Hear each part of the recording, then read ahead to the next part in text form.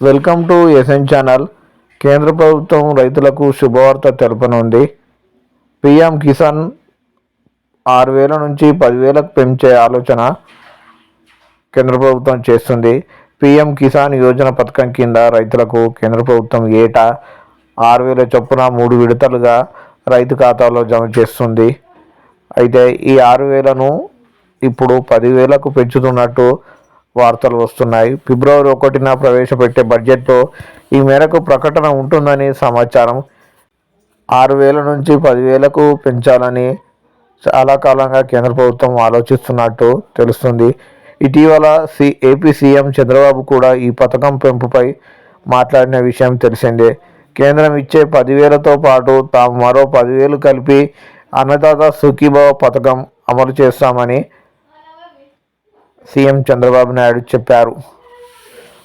ఫిబ్రవరి 1న ప్రవేశపెట్టే బడ్జెట్లో ఈ మేరకు ప్రకటన ఉంటుందని అందరూ భావిస్తున్నారు. ఏటా 6,000 ఇస్తుండగా ఇక నుంచి 10,000 రైతుల ఖాతాలో జమ చేయనున్నారు. మరిన్ని అప్డేట్ కోసం ఎస్ఎన్ ఛానల్ను సబ్స్క్రైబ్ చేయండి. Thank you.